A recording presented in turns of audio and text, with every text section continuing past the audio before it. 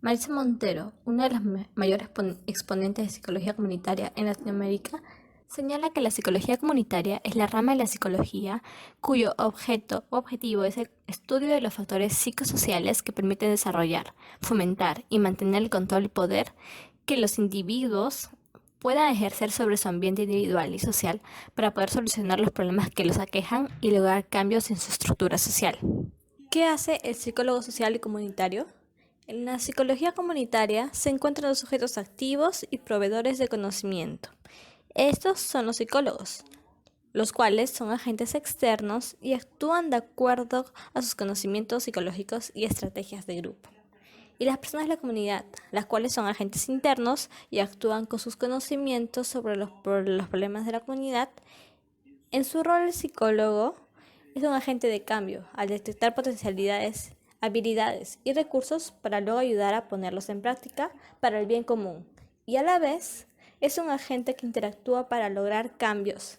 Eso quiere decir que los conocimientos del psicólogo y los de la comunidad interactúan para potenciarse y así efectuar una futura transformación. ¿Cómo lo hacen? Evaluando. Define qué es lo que la comunidad necesita. Interactuando.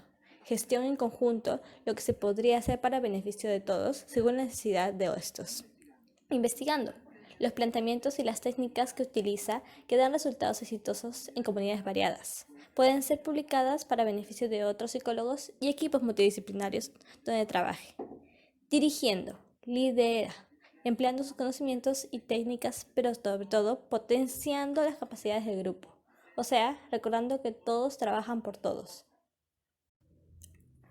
Algunos principales exponentes nacionales e internacionales de la psicología comunitaria son Catherine Erazo, una psicóloga mexicana, James Ferreira Moura, un psicólogo comunitario brasileño, la famosa Marisa Montero, venezolana, y nuestro profesor Víctor Montero López.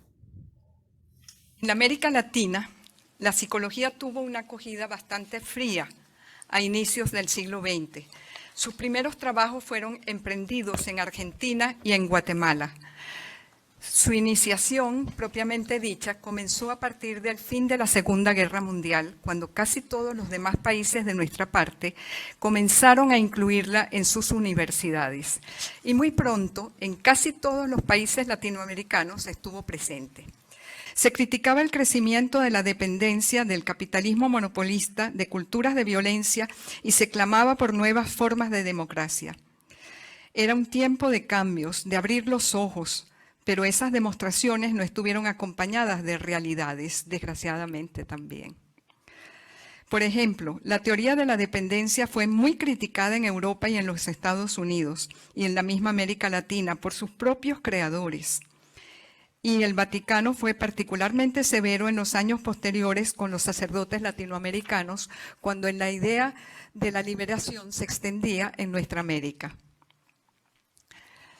Aún así, la psicología que copiaba lo que venía de Europa y de Estados Unidos sí había comenzado a cambiar y las teorías que habían generado las ideas liberadoras en algunos sectores y en algunos de los países del centro y del sur de este continente, se comenzó a pensar de otra manera, a leer otros libros y sus autores y a escribir lo que creían de la psicología.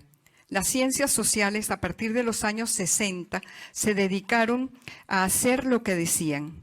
La teoría de la dependencia fue para ellas la base para generar ciencias liberadoras, liberadoras de los sujetos, de ideas, de modos de hacer y de lograr. Paulo Freire, Vieira Pinto, un amigo de Paulo Freire, que además es muy interesante, Rodríguez Brandão, en Brasil. Rodríguez Brandão es el nombre verdadero de una persona que tuvo que, para librarse de lo que pasaba en su país en ese momento, que era Brasil, tenía dos alias. Y bueno, continuó. Junto con sus estudiantes y otros colegas, desarrollaron una pedagogía de la liberación. Ellos fueron seguidos rápidamente por sociólogos de la liberación en Colombia, tales como Falsborda, en los años 70, y de ahí en adelante. Dimensiones de la psicología comunitaria.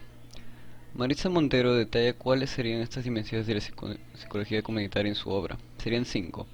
La dimensión epistemológica, la dimensión ética, la dimensión metodológica, la dimensión ontológica y la dimensión política.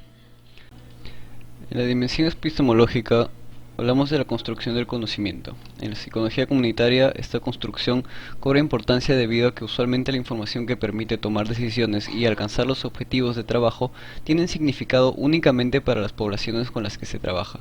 Todo proceso de intervención requiere necesariamente que se construya conocimiento significativo para sí mismo. Dimensión ética de la psicología comunitaria.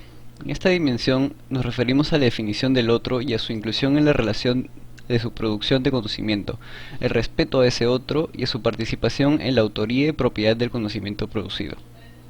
En la dimensión metodológica de la psicología comunitaria abarcamos los modos empleados para producir el conocimiento, que en la psicología comunitaria tienden a ser predominantemente participativos, si bien no se excluyen otras vías.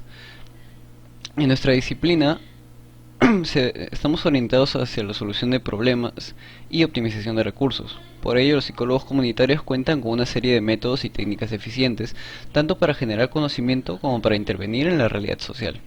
Muchas de estas herramientas son compartidas con múltiples disciplinas sociales. En el contexto contemporáneo vienen a ser un elemento compartido multidisciplinar.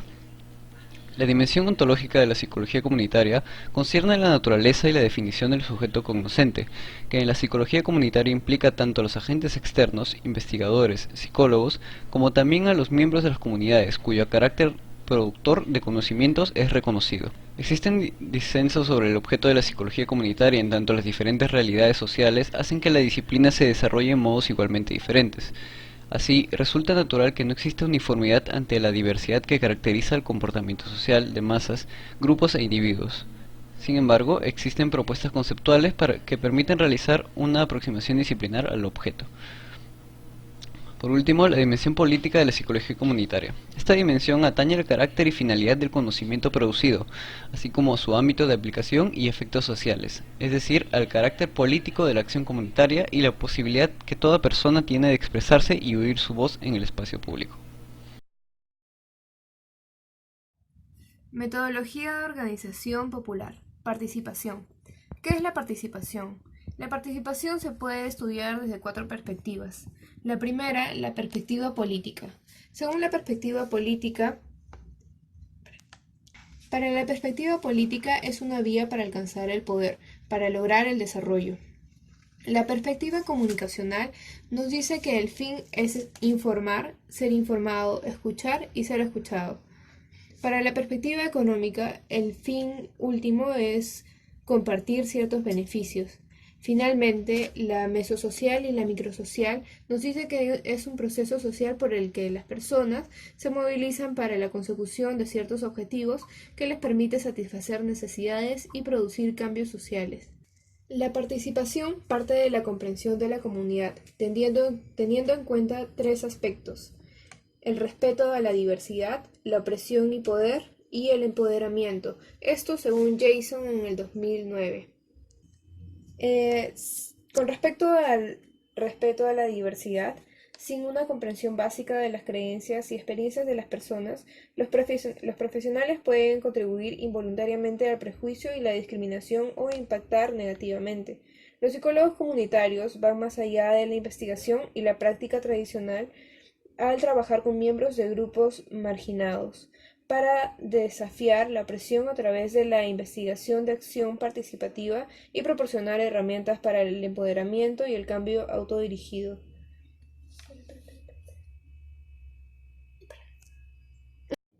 Los psicólogos comunitarios trabajan para optimizar la efectividad de los esfuerzos de empoderamiento y defensa. Se dan definiciones y ejemplos exitosos de empoderamiento, estrategias, predictores y facilitadores de nuestros esfuerzos para lograr la retribución del poder. De acuerdo con un enfoque ecológico, las metodologías de investigación participativa basadas en la comunidad nos ayudan a incluir las voces de los grupos históricamente oprimidos en nuestros esfuerzos de investigación y defensa. La asociación con grupos históricamente oprimidos Nos permite comprender mejor la opresión y nos permite trabajar para desarrollar formas efectivas en las que puedan obtener poder para abordar sus necesidades no satisfechas. Todo esto nos lleva a pensar cuáles son las prácticas del psicólogo comunitario. Según Quintal de Freitas, en Brasil, 1994, encuentra 4 tipos de prácticas del psicólogo comunitario. Estas serían la psicología en la comunidad, la cual define estrategias para diagnosticar desde una perspectiva psicológica e individual. Le preocupan las estructuras internas individuales. Es la tradicional psicología clínica en otro escenario social y especial, o sea, asume un nuevo espacio de actuación. La psicología de la comunidad. El énfasis está determinado por la población. El psicólogo participa en discusiones y movilizaciones, es un activista político. Utiliza dinámica de grupos para facilitar procesos de comunicación y organización usando instrumentos de otros campos. La psicología para la comunidad. Atribuye causas psíquicas a los problemas comunales, viéndolos como rasgos o tendencias internas de la estructura psíquica. Sus técnicas buscan fortalecer las organizaciones, movilizaciones y la participación de la comunidad. Finalmente, la psicología comunitaria, la cual enfrenta los problemas de las comunidades, pero estudia los aspectos subjetivos que contribuyen a una mayor incidencia de las determinaciones, analiza la realidad concreta de vida y la cotidianidad. El psicólogo es un catalizador de procesos. Sus temas son los procesos de formación de conciencia, la construcción de identidad, las representaciones sociales, la apatía social, la falta de organización y movilizaciones y el individualismo. Todos estos aspectos mencionados antes nos llevarían a pensar sobre el planteamiento de Maritza Montero en el 2014 sobre la psicología de la liberación. La psicología de la liberación integra los aspectos positivos de las motivaciones de logro y afiliación como forma de superar la carencia de poder o control, con fines de incremento de la participación y la solidaridad, e incide en una mejor toma de decisiones. En su esquema es vital la experiencia de logro, que combinado con adecuados principios de realidad y posibilidad, incrementan la autoeficacia, internalidad y esperanza, generando niveles mayores de asertividad. Gracias. Sobre el planteamiento de Maritza Montero en el 2014 sobre la psicología de la liberación. La psicología de la liberación integra los aspectos positivos de las motivaciones de logro y afiliación como forma de superar la carencia de poder o control, con fines de incremento de la participación y la solidaridad, e incide en una mejor toma de decisiones. En su esquema es vital la experiencia de logro, que combinado con adecuados principios de realidad y posibilidad, incrementan la autoeficacia, internalidad y esperanza, generando niveles mayores de asertividad. Gracias. A continuación, la psicóloga Baluarte nos va a hablar sobre 5 temas importantes en la comunidad. Existe una relación entre ambos conceptos, ¿no? Que están bastante ligados. Mientras que la prevención, por ejemplo, es realizar una serie de estrategias para anticiparse a la presencia de ciertos desenlaces que pueden ser de repente negativos para el desarrollo de una comunidad, para el desarrollo de una institución, para el desarrollo de una localidad en especial, ¿no? Y la promoción pues es como una herramienta que se utiliza precisamente también para prevenir, para promover, ¿no? Por ejemplo, estilos de vida saludables, ¿no? Van ligados ambos conceptos. Prevención primaria, secundaria y terciaria, ¿no? He tenido tantos años trabajando en salud en un hospital, entonces siempre hemos trabajado y hemos abordado los problemas de salud a nivel, en esos 3 niveles. La prevención primaria, por ejemplo, es el realizar o el actuar antes que se presente la enfermedad, ¿no? Mediante precisamente estrategias de promoción, ¿no? En la prevención primaria se trabaja sobre población sana, precisamente para evitar que aparezca la enfermedad, mientras que en la prevención secundaria básicamente se trabaja sobre lo que es la detección de los factores de riesgo, o sea, diagnóstico y la detección temprana y oportuna de los factores de riesgo. Factores de riesgo biológico, factores de riesgo psicosocial, factores de riesgo biológico probable. ¿Y para qué? Para evitar la presencia de las discapacidades, ¿no? Por ejemplo, en el caso de niños, los programas de intervención temprana para evitar la patología del desarrollo. Y la prevención terciaria ya es actuar sobre la rehabilitación y el tratamiento de las personas con discapacidad para mejorar su calidad de vida y hacer más lento el progreso de la enfermedad. Los factores protectores y factores de riesgo que existen.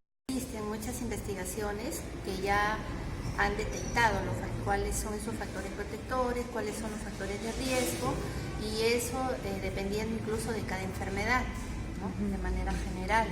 Los factores protectores, hay factores protectores tanto psicológicos, biológicos, precisamente para proteger a la persona, para proteger su salud.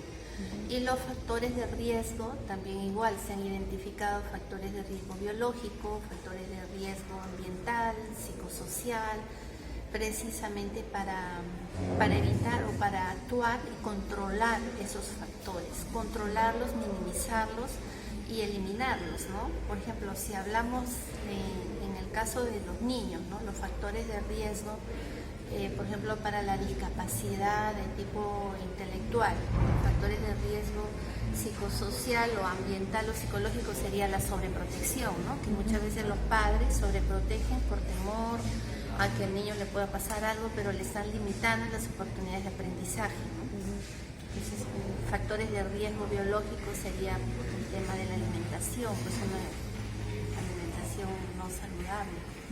Y así, en realidad, por cada problema de salud ya están identificados los factores de riesgo, pero es necesario realizar investigaciones para poder, con mayor precisión, cómo es que se están presentando en determinado grupo poblacional, ¿no? Hablamos ya acá desde un punto de vista estadístico. ¿Por qué? Porque nos basamos en la curva de Gauss, o sea, la campana de Gauss, que establece que a través de ciertos parámetros estadísticos estamos dentro de esos valores, ¿no? Entonces, en realidad es un concepto básicamente de tipo estadístico, o sea, los criterios de normalidad, pero no necesariamente aquello que se presenta con mayor frecuencia es normal, ¿no? Entonces, que en realidad es una denominación muy controversial y polémico. Psicología comunitaria y salud mental en el Perú. Más de 6 millones de peruanos requieren atención médica relacionada a problemas de salud mental. Pero eso no es todo. Cerca del 20% de habitantes de nuestro país padecería trastornos de depresión, ansiedad, estrés u otros más complejos que derivan de las adicciones y de episodios de violencia que pueden originar hasta psicosis. Así lo dio a conocer el Dr. Yuri Cutipe, director de Salud Mental del Ministerio de Salud. El galeno explicó que, pese a esta realidad, solo 1.100.000 personas han recibido tratamiento debido a la falta de mecanismos para prevenir y curar este tipo de males. Además, se menciona que el 80% de peruanos con problemas de salud mental no son atendidos, debido a la falta de presupuesto, instituciones y personal.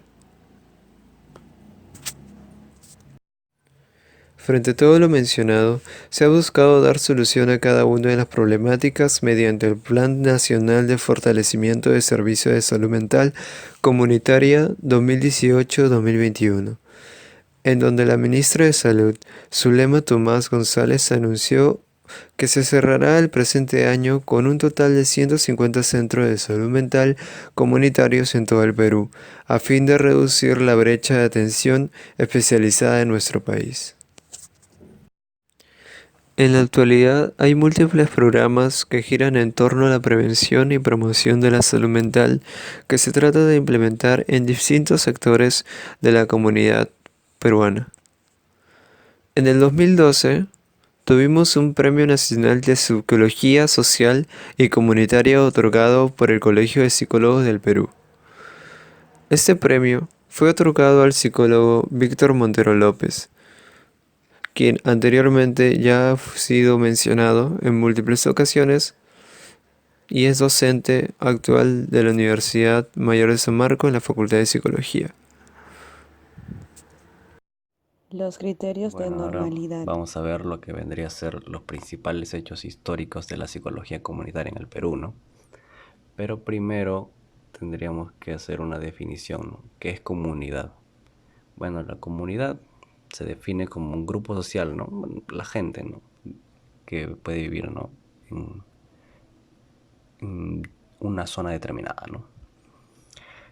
Cuyos miembros residen en una localidad específica, como ya habíamos mencionado, y comparten lo que vendría a ser cultura y aspectos históricos, ¿no? Que los relacionan. Teniendo en cuenta lo que es una comunidad, ¿qué vendría a ser la psicología comunitaria? Bueno, esto lo hemos sacado de Maritza Montero, que es un referente, ¿no? Una referente del curso, ¿no? Desde la perspectiva del profesor.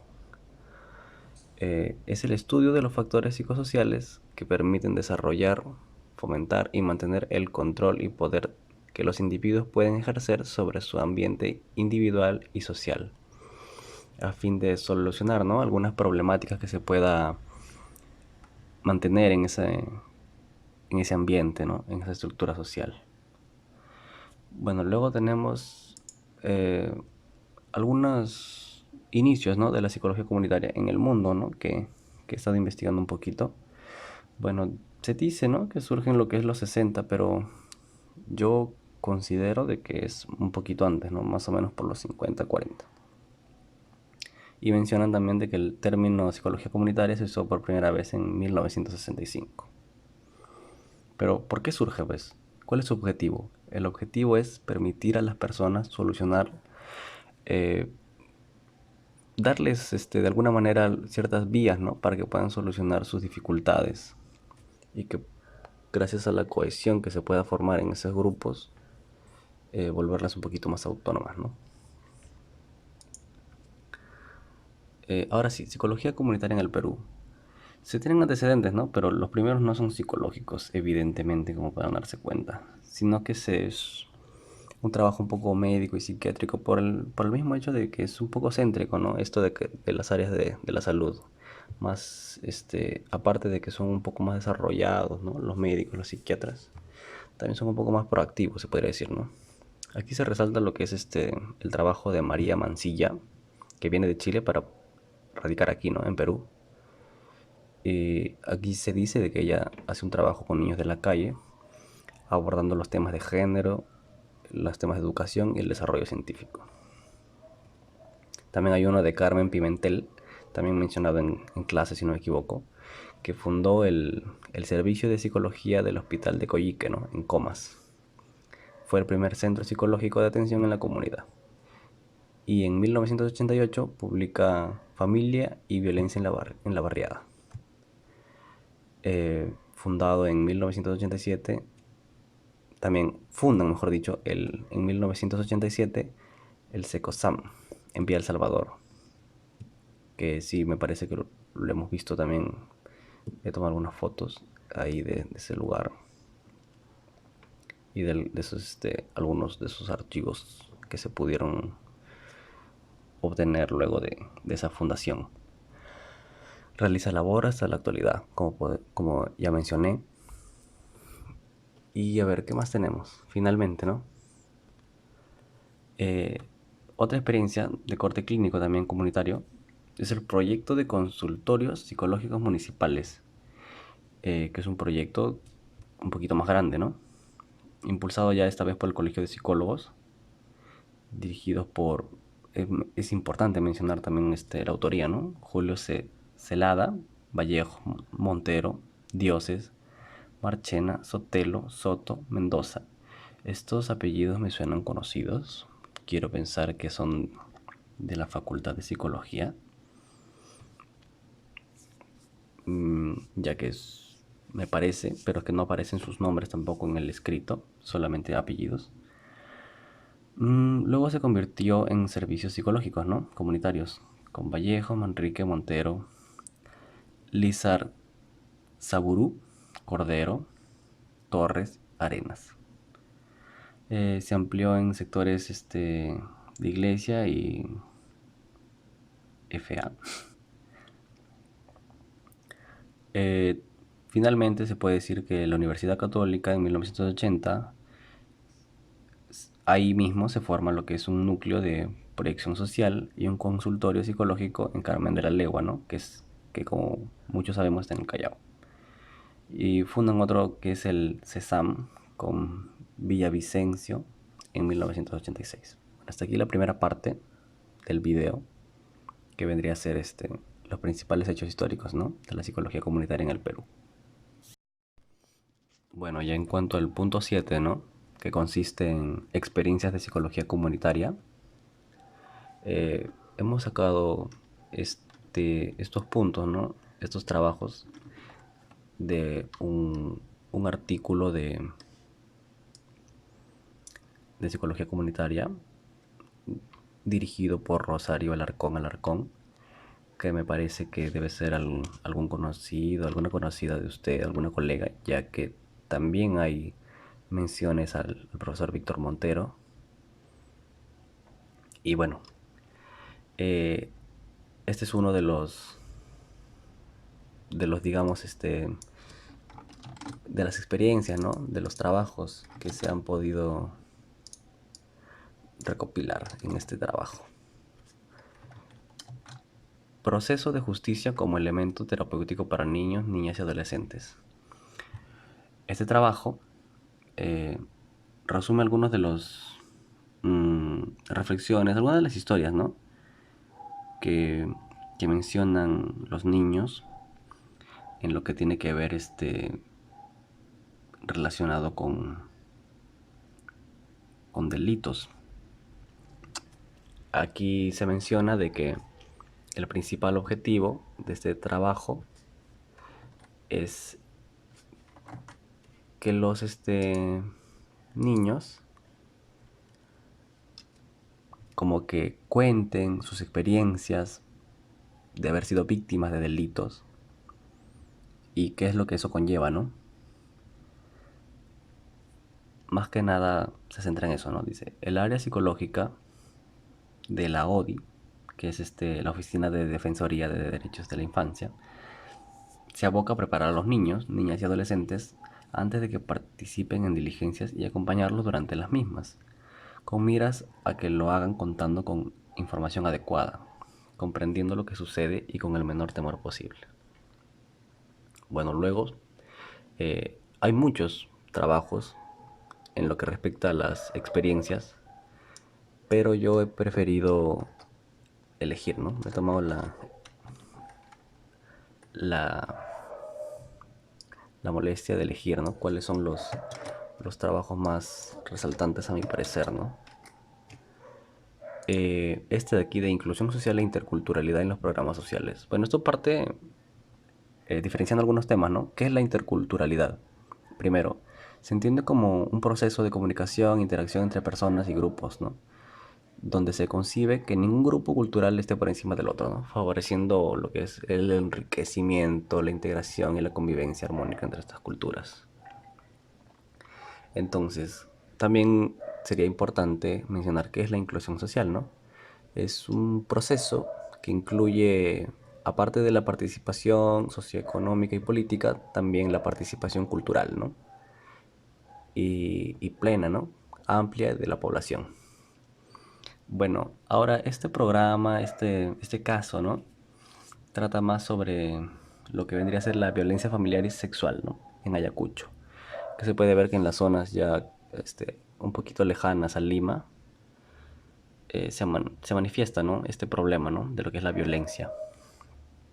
Y para eso es que se ha creado este programa, ¿no?, con enfoques de interculturalidad y de inclusión social, ¿no?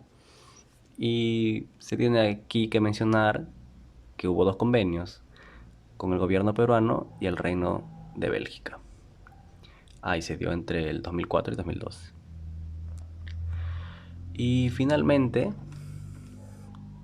tenemos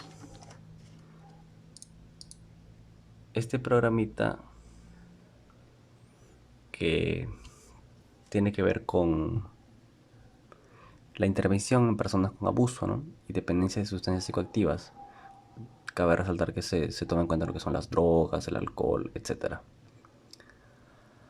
Bueno, aquí menciona que el consumo de drogas representa un problema social, ¿no? O sea, no solamente es un problema para salud personal, ¿no? Sino que también es un problema, una problemática social y de salud pública para los países, ¿no?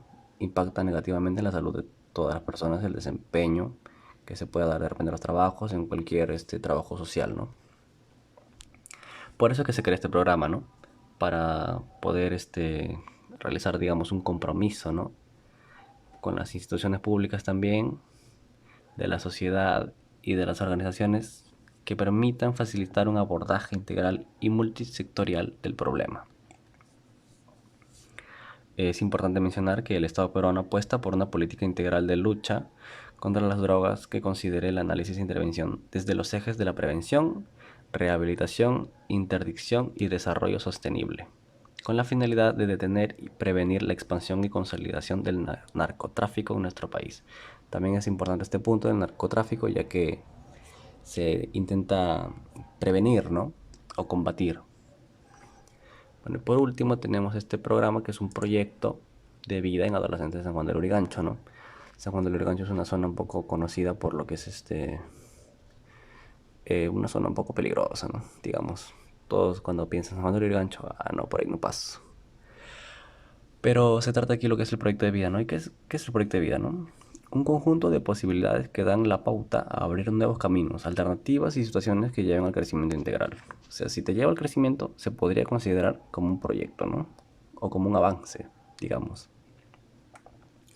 Un proyecto de vida no es independiente de lo que ocurre en el entorno, ni se incluye a la persona con la que se interactúa. O sea, de que es como que tiene que ver contigo y a la vez también con la gente que te rodea. Para finalizar, mencionan que el avance en la elaboración del proyecto no es siempre lineal ni va en la misma dirección. O sea, de que puede tomar distintas pautas, distintos caminos, pero mientras se pueda lograr este avance, ¿no? de este proyecto en lo que respecta a tu vida, se considera como que algo positivo, ¿no? Pero este programa se ha hecho más que nada relacionado en lo que vendría a ser en la inclusión en el mercado laboral e incidencia política, ¿no? Y bueno, eso sería todo en cuanto al punto 7, ¿no? De experiencias en psicología comunitaria.